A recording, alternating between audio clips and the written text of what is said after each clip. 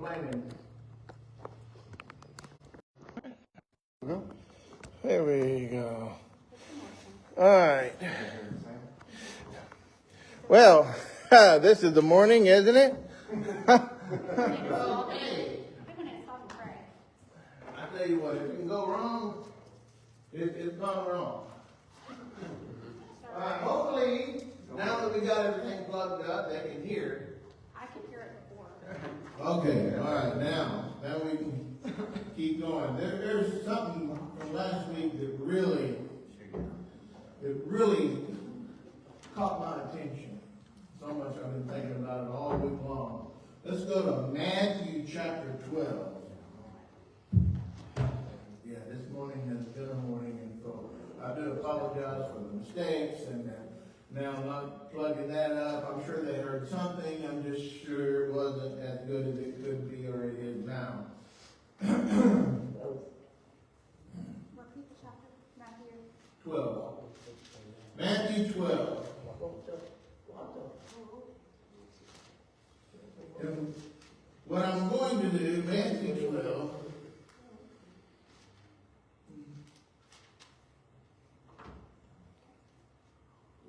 in verse 36.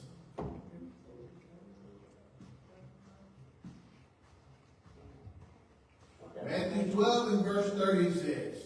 But I say to you that for every idle word man speaks, they will give an account of it in the day of judgment. For by your words you will be justified, and by your words you will be condemned. But it says, every idle word. Do you realize what idle word? That's just normal conversation. Everything we say and do, we will have to give an account of. And do you know how many things that I've done just out of stupidity or immaturity, and trying to impress and tell a joke, and it's funny, and I heard this one day, and I've been keeping it in the back just so I can throw it out and impress somebody and laugh and get a giggle and whatever have you. For totally, you know, I'm going to be judged for everything everything. Not just what I'm doing right now, but just casual. The way that every aspect of my life is going to be looked at. Every aspect of your life is going to be looked at. Everything that you say, everything that you do, you will either be justified by it or you will be condemned by it. That's what it says right there. And so I was thinking about this. And you say immaturity. There's a lot of things that I've done and said it was dumb and did it out of my own ignorance and just immaturity. Then I was thinking about maturity. Immaturity versus maturity, then maturity here on the world versus spiritual maturity. There's two maturities that you grow into. You can grow spiritually, as you should grow spiritually. But also, as a young kid to a young adult to a man to, now I'm 58, that I should be, and hopefully am, more mature than I was at one time. I can tell you from some of the things that I've done that I do not repeat, hopefully there's some maturity there that I learned from. So that being said, let's look at maturity. Let's look at this. And let's go to James. Let's go to James. Love the book of James, by the way. There's a lot of good wisdom in James. James chapter 1, where we're going.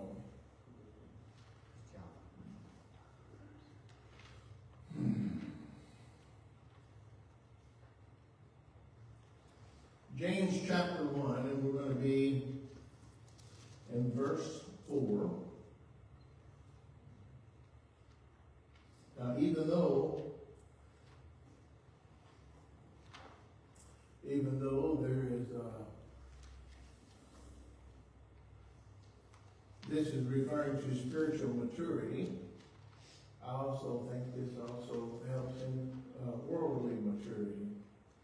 All right, James 1 verse 4, but let patience have its perfect work, that you may be perfect and complete, lacking nothing.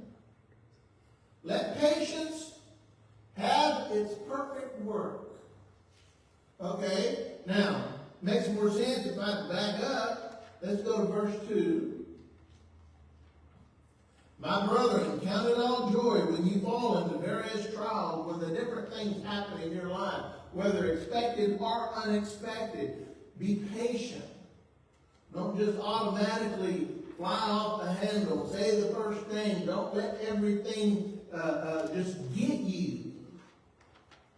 Just stop and think about it. I don't know how many times that I've had to be told, why don't you think about things before you say it?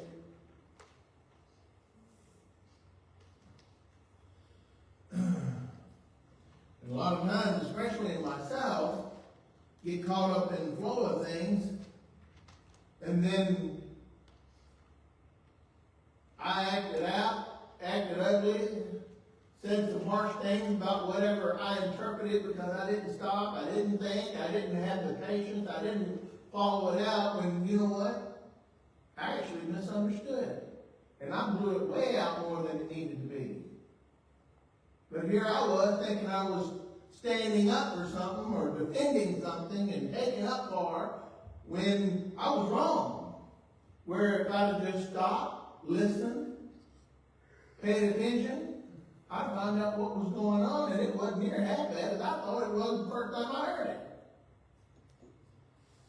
And that brings us to verse 19. Very good wisdom. A lot of wisdom in this, what I'm fixing to read. I've done that. I actually, on purpose, kept this mindful and saw results. But I can also say I don't always be mindful of this, and sometimes I still act out.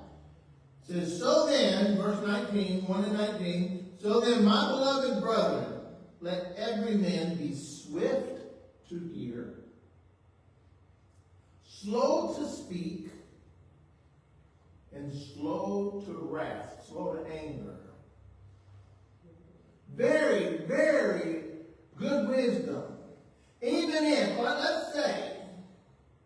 let's say you do, something happens, you do interpret it the correct way, but instead of getting upset and flying off the handle and everything else, how about stop and think about things?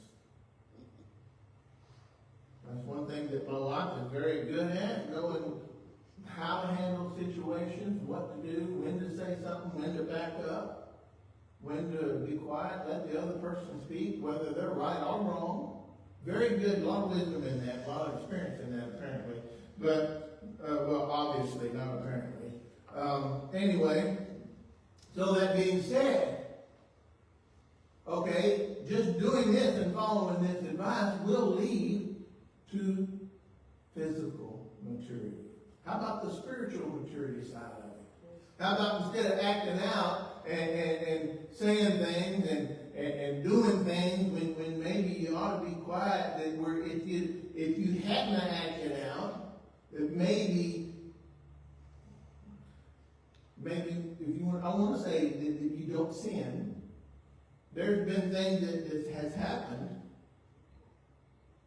I saw it for what it was, and I interpreted it right and got upset by it. What does the Bible say? Be angry, but do not sin. Be angry, but do not sin. In other words, have some a little sense about it, some spiritual maturity, some physical maturity. Handle it the correct way, because I have done exactly that, flew off the handle, ended up saying some words that I even shouldn't have said, even though I'm going to say, in my example, I'm going to say that this person was wrong, but yet in the way that I handled it, I also was wrong. So, and two wrongs don't make a right. Now, had I could have handled it in a better situation, had I to exercise some maturity in the situation, and not judge or not be angry, not be hurt by it, not act upon my feelings like I did, then we find that the whole thing, the way that I handled it, even though that person was out of line in the first place, that I made it even worse. So we thought about that. I've been thinking about this maturity. Another thing, and giving one little example. Let's go over same chapter 3 this time, same book, James 3.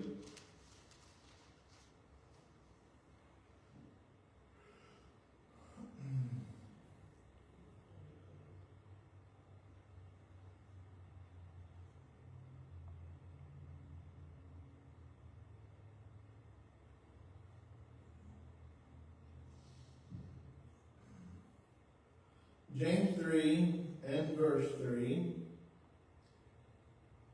says, "Indeed, we put bits in horses' mouths that they may obey us, that we turn their whole body. Look also at ships. Although they are so large, they are driven by fierce winds, and they are turned by a very small rudder wherever the pilot desires. So even so, the tongue is a little member and boasts great things." It's a little member and boasts great things. But yet, without patience, without maturity, that little member can get you into so much trouble, cause so many issues. Been there, done that. And here's where caution needs to come in. Matthew tells us, you don't have to go there, but 12:34 says, "Out of the abundance of the heart does the mouth speak." So if you find, and there's been situations in my life and times during my life that real negative. So if it's real negative in that way, then you have to maybe I have to look at where my heart is at the time, right? Well, what does the Bible say about God? 1 John says that God is love. That He is love. That everything about Him is love. And everything that He is, that if He's joined and I'm joined one with Him, and He lives in my heart and He's full of love, then how is it that maybe if I'm not in His love? Not that He doesn't love me, but I'm not acting like it and I'm not flowing through His love to someone else.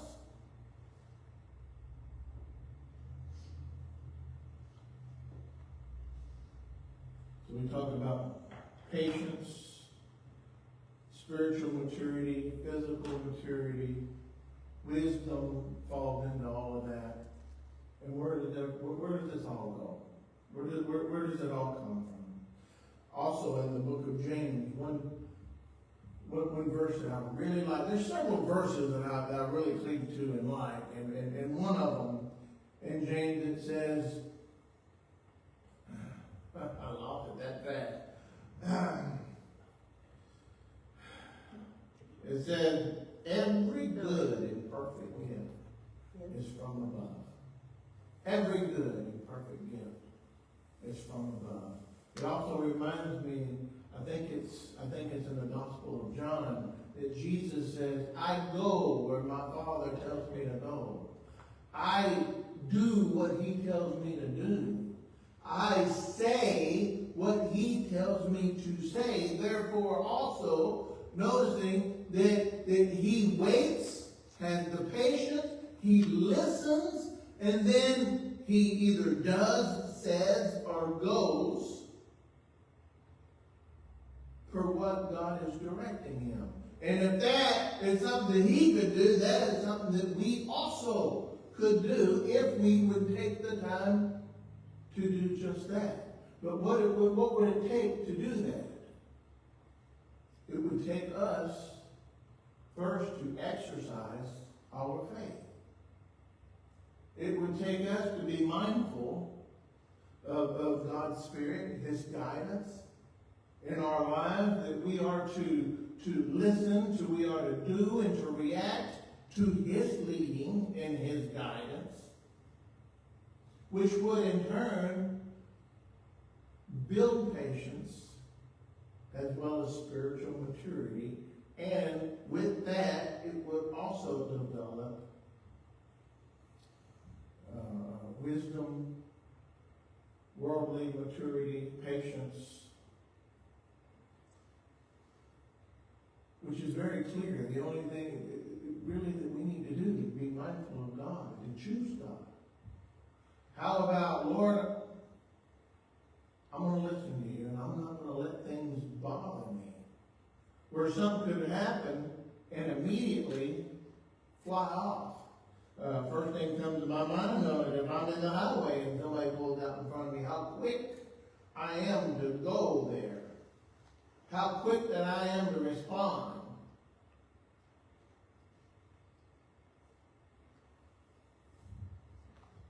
And then, of course, what does it say? That the exercising of your patience produces maturity. And I must be mindful. I must pay attention. I must choose God. And it's a choice that only I can make. A choice only that you can make. And it's something that the way that He wants and expects as a child of God, then He expects you to make these choices and to act and be a certain way. But what is it that on every choice that we make in every situation that it is knowing that we're not alone, that He's always with us, and that whatever we're faced with, He's going to go through it and give us a way out. Just like He says, cast all cares upon me. But when I fly off into left field like that, then I'm not casting any cares on Him, nor giving Him any situations, but trying to handle things on my own, which I should probably be slow to speak, swift to hear, and slow to anger. Which means to do all of those things, I have to be mindful of God. I have to be willing to choose God and therefore also follow God. And with that, I'm going to open the altar now.